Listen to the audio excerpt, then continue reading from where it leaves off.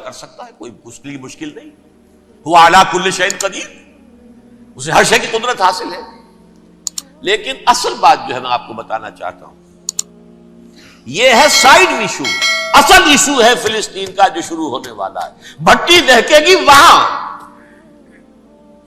ظاہر بات ہے کہ اگر کوئی بہت بڑا اقدام ہو جاتا ہے فلسطینیوں کے خلاف، اور اگر واقعتاً مسجد اقصی اور قبۃ الصخرہ گرا دیے جاتے ہیں، جو طوفان اٹھے گا عالم عرب میں. یہ حسنی مبارک ہو یا شاہ خالد ہو یا کوئی اور، یہ نہیں روک سکتے اس طوفان کو. نوجوان خون اٹھے گا، غیرت اور جو بھی حمیت ہے. مسلمان ان پڑھ سے ان پڑھ اور بالکل بے دین، وہ بھی مسجد کی حرمت پر کٹ مرنے کو تیار ہو جاتا ہے. مسجد تو بنا دی شب بھر میں ایمان کی حرارت والوں نے، من اپنا پرانا پاپی ہے، برسوں میں نماز ہی بن نہ سکا. وہ چاہے کانپور کی مسجد سے مسلمانوں نے جانے دی ہے، چاہے وہ شہید گنج کی مسجد تھی مسلمانوں نے جانے دی ہے، چاہے نماز نہ پڑھتے ہو. لیکن یہ جو حرمت اور یہ جو حمیت اور یہ غیرت ہے، اس سے جو طوفان اٹھے گا یہ ہوگا اس ملحمۃ العظما، اس کی طرف پیش رفت ہو رہی. کتاب الملاحم سے احادیث کے حوالے سے یہ جن جنگوں کا حوالہ دیا حضور نے، پیشن گوئی کی ہے، اس کا نقطہ آغاز تھا خلیج کی جنگ. صدام حسین نے اسے کہا تھا یہ مدر آف وارز ہے، ام المحارب، یہ ایک جنگ نہیں ہے. اس کا نقشہ بھی حدیث میں موجود ہے، پیشن گوئی موجود تھی، اس وقت بھی ہم نے شائع کی تھی. لیکن اس میں جو جنگ اب ہونے والی وہ الملحمۃ العظما. ملحمہ کسے کہتے ہیں؟ لحم گوشت کو کہتے ہیں، اور قصائی کی دکان کو عربی میں ملحم کہتے ہیں، جہاں گوشت کے ٹکڑے کیے جاتے ہیں.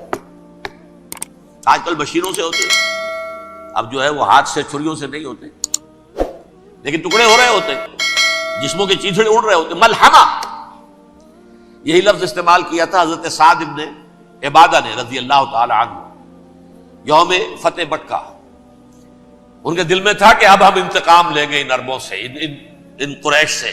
الیوم یوم الملحمہ، الیوم یوم الملحمہ، یہ کہتے ہوئے جا رہے تھے. ایک خاص کیفیت، آج ہے گوشت کے ٹکڑے اڑانے کا دن. حضور سے کہا کسی نے جا کر کے ساتھ تو یہ کہہ رہے ہیں الیوم یوم الملحمہ، الیوم یوم الملحمہ. حضور نے فرمایا نہیں، ان سے کہو جا کر الیوم یوم المرحمہ، الیوم یوم المرحمہ، آج رحمت کا دن ہے، آج تو میں ان سب کو معاف کروں گا. لا تثریب علیکم اليوم، میں تم سے وہی بات کہہ رہا ہوں جو میرے بھائی یوسف نے کہی تھی اپنے بھائیوں سے. اذهبوا فانتم الطلقاء، جاؤ تم سب کے سب آزاد. وہ ملحمہ ہے جس کو کہ حضور نے حضرت معاذ بن جبل رضی اللہ تعالیٰ عنہ سے روایت ہے، اس میں سے جو ابو داؤد میں روایت آئی ہے اس میں الملحمۃ العظما، عظما مؤنث ہے اعظم کا. آپ کہتے ہیں جنگ عظیم اول، جنگ عظیم دوم. عظیم کا باپ ہو گیا اعظم، سب سے بڑا، اور اس کا مؤنث ہے سب سے بڑی، عظما. الملحمۃ العظما، سب سے بڑی لڑائی. میرے نزدیک یہ وار کے معنی میں نہیں ہے، بیٹل کے معنی میں. انگریزی میں یہ دو لفظ علیحدہ ہیں، وار، بیٹل. وار سالوں کو محیط ہوتی ہے، بیٹل کسی ایک خاص جگہ پر جو لڑائی ہوتی ہے اس کو کہتے ہیں. حضور کے اور قریش کے درمیان 6 سالہ وار تھی، جنگ تھی. لیکن battles, battle of Uhud, battle of Badr, یہ بیٹلز تھی، لڑائیاں تھی. تو عظیم ترین جنگ شاید اس اعتبار سے نہ ہو جیسے کہ ورلڈ وار 1 اور ورلڈ وار 2، یعنی اس کی وسعت کا اتنا معاملہ نہیں اور طوالت کا نہیں. لیکن جو لڑائی جو ہے بیٹل ہونی ہے، جس کو کہ یہ لوگ، یا چونکہ میں نے کہا تھا شروع میں کہ سرما ہے میری آنکھ کا خاک حجاز و ہول قدس، نیو ٹیسٹمنٹ کی آخری کتاب ہے the book of Revelation, Revelation of saint John. اس میں آرمگڈون کہا گیا ہے اسے. ہر مجدون، یہ عبرانی لفظ ہے. ہر کہتے ہیں اونچی جگہ کو، سطح مرتفع. مجدون میگیڈو، میگیڈو ایک وادی ہے، مرتفع، وادی مرتفع. یہ ہے واقع لبنان، اسرائیل اور شام کے درمیان جو ٹکڑا، جو ٹرائنگل بنتی ہے، یہ ہے. یہاں پر بڑی جنگ لڑی جائے گی، اور یہ جنگ صلیب ہوگی جو کہا ہے بش نے. یہ جنگ صلیب 2nd ملینیم شروع ہوئی تھی تو پہلی صلیبی جنگ ہوئی تھی. 3rd ملینیم شروع ہوا ہے، یہ 2nd صلیبی جنگ ہے، یہ کروسیڈ ہے. اور میں اس مرتبہ امریکہ گیا تھا تو پہلی مرتبہ مجھے وہاں ایک رسالہ ملا ٹرمپٹ نام کا. یہ امریکہ کے جو بہت ایکسٹریمسٹ قسم کے پروٹیسٹنٹس ہیں، یہ ان کا رسالہ ہے، اور ان کے بارے میں اب کہا جا رہا ہے وہ کرسچین زائنسٹ ہیں. آپ شاید پہلی مرتبہ یہ لفظ سن رہے ہو. زائنسٹ تو ہم سمجھتے ہیں یہودیوں کو، کرسچین زائنسٹ وہ ہیں جو ہیں تو عیسائی پروٹیسٹنٹس ہیں، لیکن اسرائیل کے وہ حمایتی یہودیوں سے بڑھ کر ہیں. یہ میری کسی پہلی تقریر میں شاید بہت سے حضرات کو یاد آ جائے، میں نے کہا تھا 4 سال پہلے ہمارا تنظیم اسلامی کا ایک کنونشن ہوا تھا ہیوسٹن میں، امریکہ کا جنوبی علاقے کا شہر ہے. ایک سیشن اس میں ہم نے رکھا تھا انٹرفیتھ، ایک عیسائی کو بلایا تھا، ایک یہودی بہت بڑا وہاں کا عالم ہے اس کو بلایا تھا. اس یہودی عالم نے ڈاکٹر وشوگراٹ، جو وہاں کی یونیورسٹی میں پروفیسر ایمیریٹس ہے، اس نے کہا تھا کہ یہ اسرائیل کو تو سپورٹ کر رہے ہیں عیسائی، ہم تو نہیں کر رہے. جو پریکٹسنگ یہودی ہیں وہ زیادہ اسرائیل کے حق میں نہیں تھے، یہ تو سن 67 کے بعد انہوں نے اسرائیل کو تسلیم کیا ہے. وہ تو منتظر تھے کہ ہمارا مسیحا آئے گا تو اس کی قیادت میں جنگ کریں گے، جیسے شیعہ منتظر تھے کہ مہدی موعود آئیں گے تو پھر ہم کچھ کریں گے. وہ امام خمینی نے کہا بھائی جب وہ آئیں گے آ جائیں گے، لیکن ہم کچھ راستہ کے لیے. زائنسٹ نے آگے بڑھ کر ریاست قائم کر لی، اور جب یروشلم پر بھی پورا قبضہ کر لیا تب جو ہے در حقیقت مذہبی یہودی جو ہے پھر انہوں نے اپنایا ہے، اون کیا ہے، اور نئے سیٹلمنٹس جو بھی بنے ہیں وہاں پر اسرائیل میں، اس میں اکثر و بیشتر مذہبی یہودی آیا، اور بروکلن کے علاقے سے سب سے بڑھ کر آئے ہیں، جو امریکہ میں نیو یارک کا ایک جنوبی علاقہ ہے، بہت بڑا یہودیوں کا بہت بڑا گڑھ ہے. نیو یارک کو جیو یارک بھی کہا جاتا ہے، وہ تو اصل میں مرکز جو ہے وہ تو یہودیوں کا ہے. اس حوالے سے وہاں پر جو کرسچن زائنسٹ کہلاتے ہیں وہ اسرائیل کے یہودیوں سے بھی بڑھ کر کہیں سپورٹر ہیں. بہرحال اس دوسری صلیبی جنگ کا معاملہ جو میں کہہ رہا تھا، ٹرمپٹ نامی رسالہ، اس کا ایک مضمون ہے دی لاسٹ کروسیڈ. اب یہ آخری کروسیڈ ہے جو شروع ہونے والا ہے. میں تو حیران ہوں کس قدر کھل کے وہ باتیں کرتے ہیں. رومن کیتھولکس کو وہ کہتے ہیں کہ یہ شیطان ہے، یہ پوپ شیطان ہے، یہ یورپ کو اس نے جمع کیا ہے کرسچینٹی کی بنیاد پر، اور اس میں زیادہ تر کیتھولکس ہیں. آپ کو معلوم ہے برطانیہ بڑی مشکل سے شامل ہوا ان کے ساتھ، اس لیے کہ وہ پروٹیسٹنٹ کا سردار تھا، ابھی پوری طرح نہیں ہے. یورپ جو ہے وہ رومن امپائر دوبارہ یہ کھڑی کر رہا ہے، اور در حقیقت یہ جو ہے یہودیوں سے بھی چھیننا چاہتے ہیں اسرائیل کو اور فلسطین کو اور مسلمانوں سے بھی، اور یہ وہی کروسیڈ جو تھے اربن ثانی کے اس کی تیاری کر رہے ہیں تاکہ وہاں پر عیسائی حکومت قائم ہو جائے، کیتھولکس کی پوپ کی حکومت قائم ہو جائے، جیسے ایسٹ تیمور میں تبدیلی. ایسٹ تیمور میں کون سی حکومت بنی ہے؟ Roman Catholic. رومن کیتھولک اسرائیل میں بنے تاکہ یہ سارے مقامات مقدسہ جہاں اسرائیل پیدا ہوئے، بیت حضرت مسیح پیدا ہوئے، بیت الحم کہاں ہے؟ وہی ہے کہ نہیں؟ جہاں سے ریزریکشن ہوا ان کے خیال میں وہ کہاں ہے؟ وہیں پر ہے کہ نہیں؟ بڑے بڑے گرجے ان کے وہی ہیں. تو اس اعتبار سے ان کا کہنا یہ ہے یہ لاسٹ کروسیڈ کی تیاری ہو رہی ہے، یہ کیفور. اور ان کا کہنا یہ ہے کہ یہ پوری طاقت نیٹو کی جو ہے، یہ پہلے جرمنی سے لائی گئی بوسنیا، انہوں نے خود وہاں جنگ کروائی، انہوں نے خود وہاں پر ایتھنک کلینسنگ کروائی، پھر خود مصالحت کے لیے آ گئے، پھر کوسوو میں انہوں نے خود آگ بھڑکائی. یہ میں نہیں کہہ رہا، یہ وہ ٹرمپٹ رسالہ امریکہ سے چھپنے والا پروٹیسٹنٹس کا رسالہ ہے جو یہ کہہ رہا ہے. پھر انہوں نے کوسوو کے اندر کروایا، اور پھر وہ وہاں پر پیس فورس کی حیثیت سے آ گئے.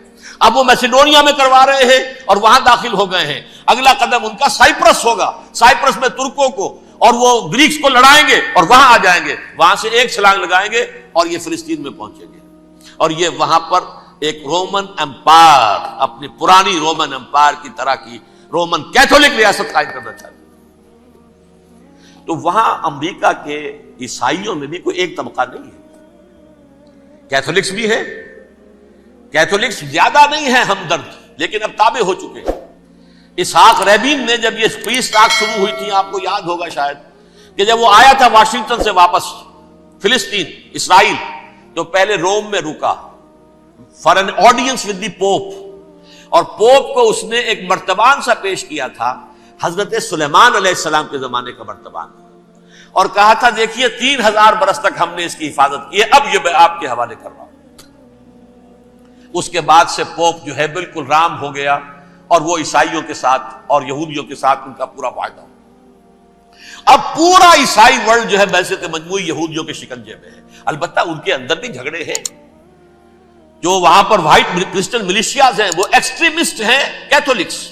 ان کے نزدیک دشمن نمبر 1 یہودی، دشمن نمبر 2 مسلمان، دشمن نمبر 3 جو یورپ میں کالے ہیں، ایفرو امریکن، چاہے وہ عیسائی ہو گئے ہوں، کوئی بھی ہو.